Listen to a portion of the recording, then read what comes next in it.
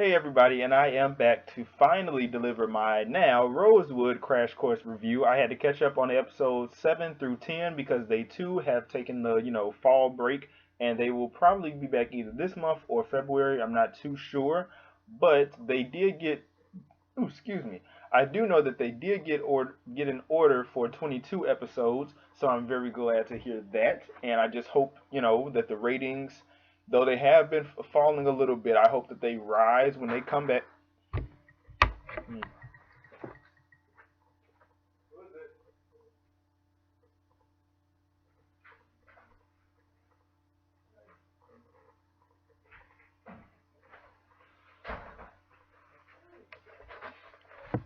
So as I was saying, I hope that the ratings rise when they come back. So yeah, so yeah,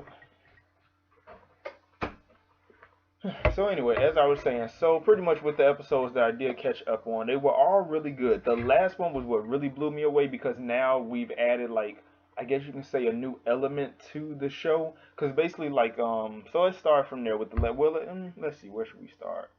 Um, let's start from episode 7 and then kind of work our way up because it's not going to be like the full. Each episode is going to be different, bits and pieces. So with episode 7, it was focused on how Rosewood and his sister Pippi, their parents were getting a divorce, and it was really affecting the whole family.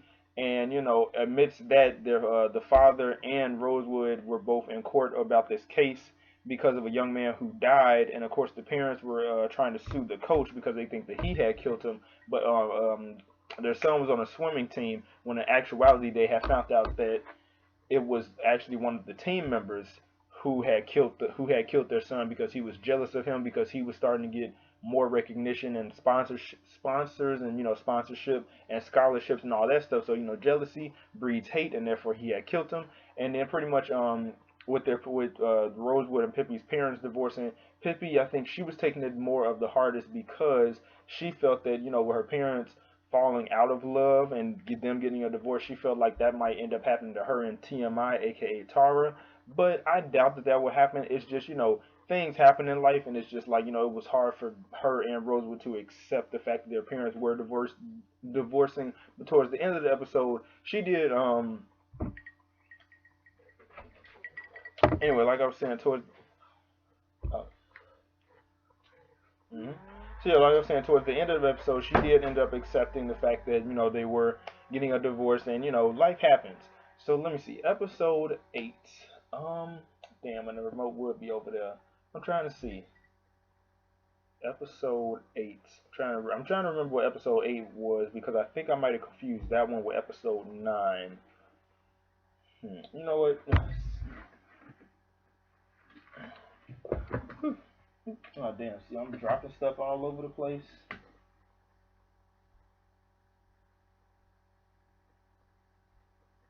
Oh dang! I hope I didn't break my charger. I hope it still works.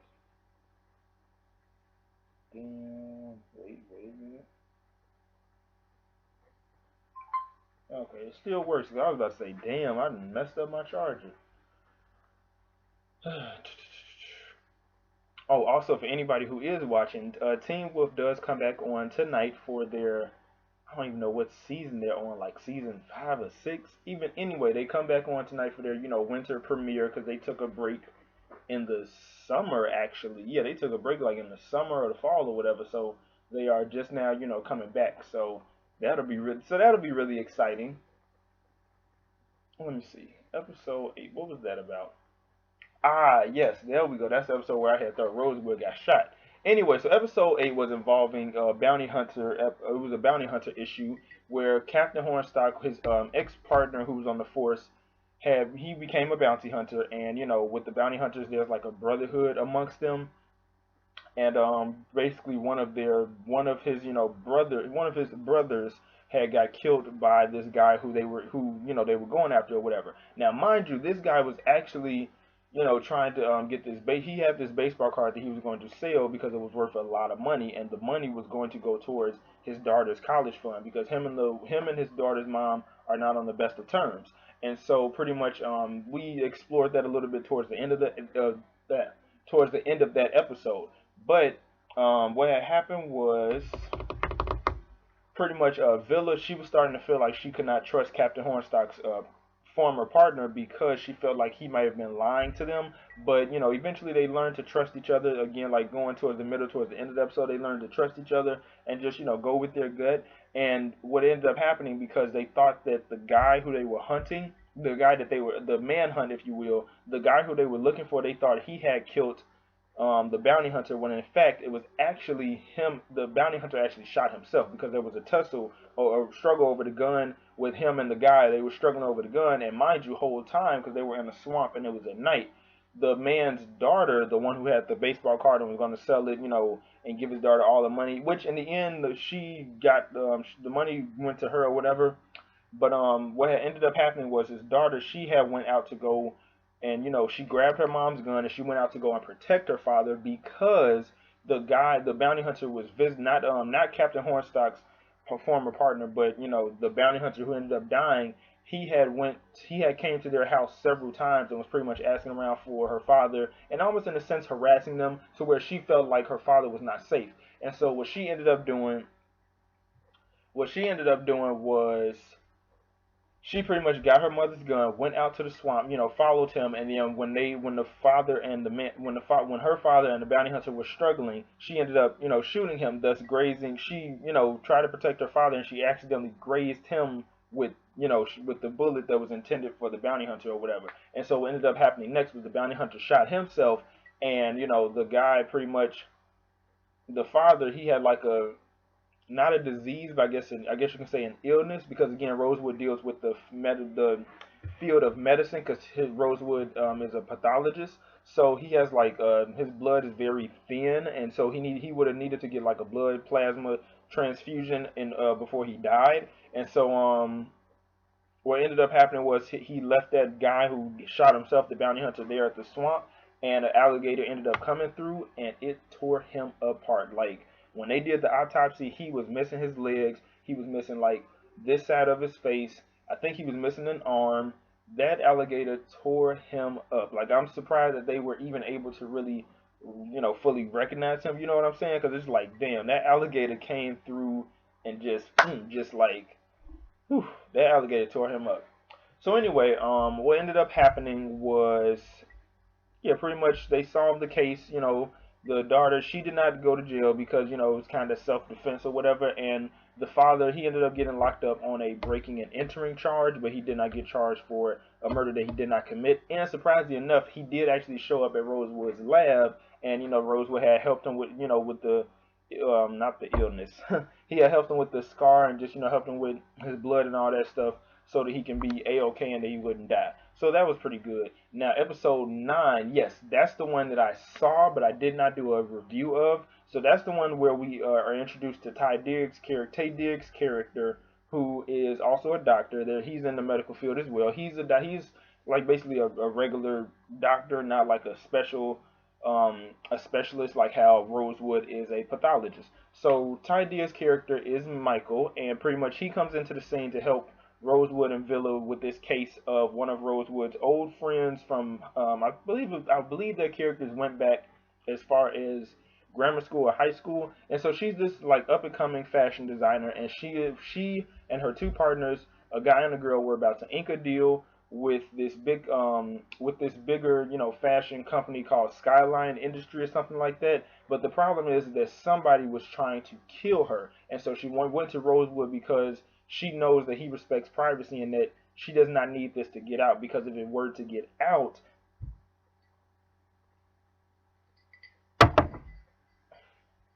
anyway, as I was saying, she doesn't want this news to get out about this scandal, because that could cost them the deal. Any type of negative press, and the deal is null and void. It's not going to happen. So as this investigation happens, they investigate the two friends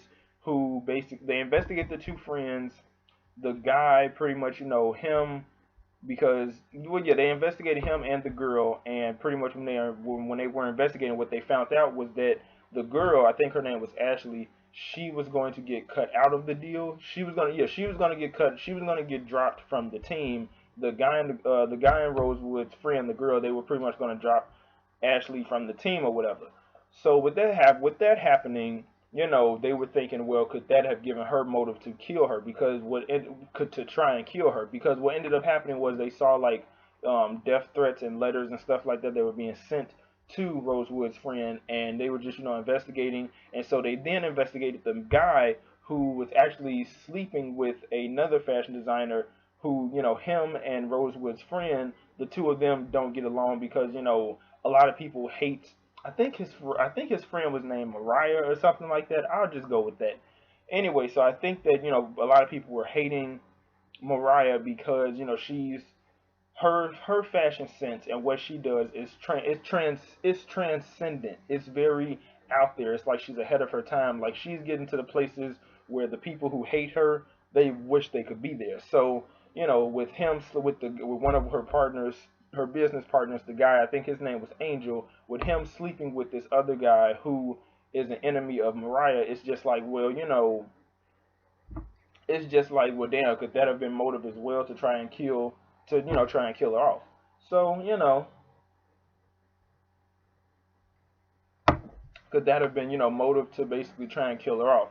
So what they ended up finding out was that Ashley all this time was the real killer, and not just that, but Ashley had, I believe, she ended up killing herself. So, you know, I think she like shot herself up with something, or something had ended up happening to her. But all I know is that she was actually the one who was the real killer. So all this time when they were looking for another person, or they were trying to pin something on Angel, whole time, what's his face? Not what's his face. Whole time Ashley was the killer, but the thing is, she was dead. So pretty much, you know, they solved the case, and what ended up happening in the midst of all of this, his friend, she was getting like a closed throat because whatever Ashley had injected in her, it was like sort of shutting down her system a little bit, and it almost killed her. So we almost lost her, but thank God we didn't. She came back to life. But also in this episode, what we ended up seeing was that Michael, played by Ty Diggs, or I think it's Tay Diggs, yeah, Tay Diggs, his character and Villa were actually getting it on. So they started developing feelings towards one another, and you can kind of tell that Rosewood is almost somewhat jealous about this. When you really think about it, you can tell that he's almost somewhat jealous about this, but he will not admit it.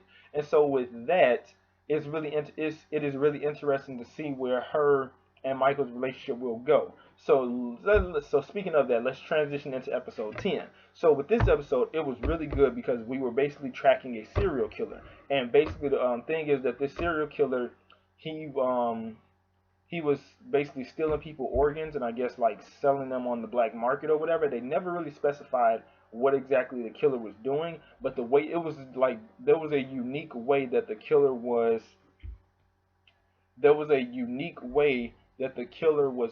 taking people's organs. Like the first victim, he had his all of his blood was drained out of his body, and he was missing a heart. So what ended up happening was is that though there were no like scars on the outside, it was like a tube. It was like some special tools that this guy had made, and it's like he extracted the heart through the esophagus. You know, crazy shit, right? Then the next victim, because there was actually not the next victim, the previous victim before the guy who was missing the heart, he was missing his lungs.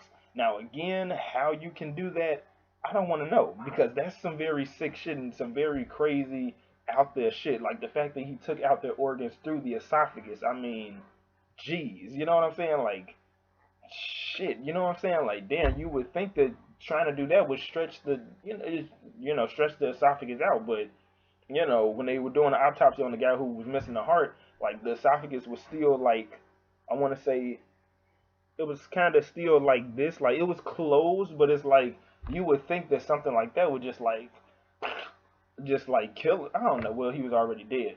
So then, the third victim, which really blew me back, this person we never saw a body, but the person's brain and just the brain was just taken out. And so what ended up happening was the what was it? The brain was taken out, and like what all that was left was like a cast of it. It was pretty much the veins and all that stuff, like all the mushy, gushy, all that part. The tissue was pretty much all washed out, or burnt out, or whatever, with acid. And so all that was left was pretty much like the veins that was like frozen somehow, like frozen and put into a shape of a form, and it almost looked like an art piece. Because what ended up happening was the serial killer is also very heavy in technology, and he or she hacked into the Miami Police Department, and all their computers had this big message that says something like it was like "Welcome to my world, Black World" or something like that, Black Ink. I don't know. It said something very cryptic, and then it had like the address to a hotel. So when Rosewood and Villa had went to the hotel, they were downstairs at the lobby, and in the lobby they have different art sculptures. And the message, oh crap! Now I know what the message was. The message was think outside the box. It was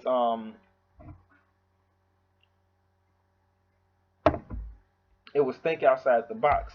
And so what it meant was it was basically a clue. And so what ended up happening was as they were investigating in the hotel, Rosewood came across this clear box that had the sculpture, if you will, of the what was left of the brain. And so that part just really took me out because I'm just like, God damn, this motherfucker is really like taking people's organs out. Like, what the fucking hell? So what ended up happening is amidst all of this, the FBI had got involved because they've been investigating this case since the murder in Tallahassee, Florida, with the guy who got his lungs taken out. So pretty much, and also the shade of it was that the profiler from the FBI is TMI's ex-fiance before she met Pippi. So that was pretty interesting to see them interact. And so also, just a little side note, him and her ended up patching things up towards the end of the episode. He basically gave her the closure that she needed to move on with her relationship with Pippi, because her and Pippi moved up their marriage, the date of when they would get of when they're getting married.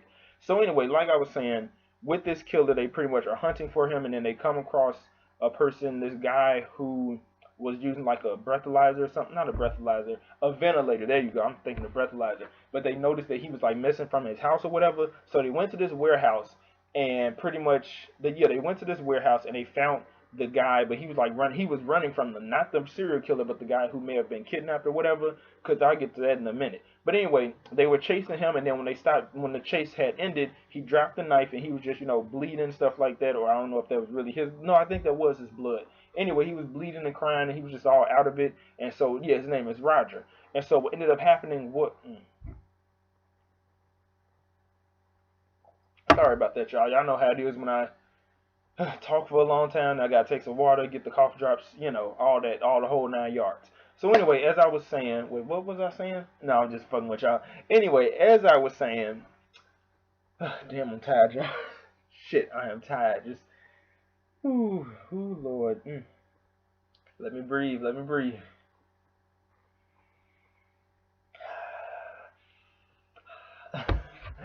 Anyway, like I was saying, so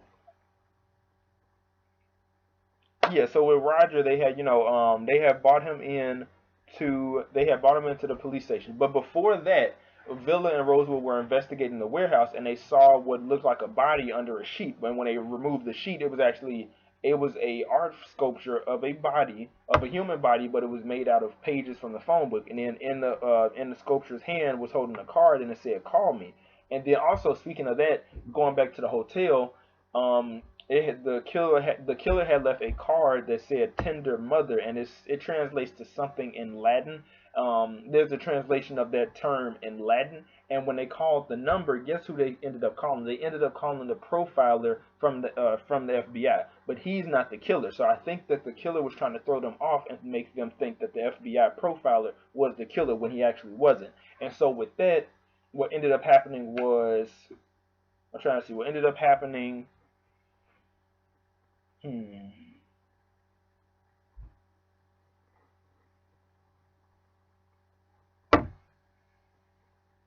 What ended up happening is that this pushed them further off a little bit, because now they were kind of questioning, could he be the killer or not, or whatever. But lo and behold, he wasn't. So when they were back when they were at the warehouse, though, they came across this room that had, it was like a tree that was painted, and then it had like it had different sentences and phrases, and it said something about a sentence that can't be forgiven, or something about a person that can't be forgiven as a hypocrite. And then they saw 2 articles. One article was about the man who had I believe it was about the man who had his heart taken out. Then the other article was about the guy who we never saw a body, but we just saw the sculpture of what was left of his brain. It was an article about him. So basically, the killer is targeting specific people based on, I guess, some type of crime or their lifestyle, or however, it's specific things on why this killer is targeting them. Because what ends up happening towards the end of the episode is that they go to Roger's house because after he described to the the two sketch artists what the killer looks like, they go to Roger's house, and as they are searching around, Villa comes across the attic. She pulls down the thing. She pulls down the door, and then this body drops. But it's not like, and it's not a human body. It's like a costume that the serial killer wears, covering his face, and it's like the face that Roger described was the same face, the same like mask that was attached to this costume, this body, if you will. So they end up thinking that it's the killer. But lo and behold, when Villa and Rosewood are at his lab late at night, and they're having milkshakes, and they're just talking because Villa and Michael's relationship is getting a little bit serious, and on top of that, the fact that he decided not to go overseas to Africa as a part of the program Doctors Without Borders, because he wanted to stay for Villa, and it was the week of her birthday. He wanted to stay with her because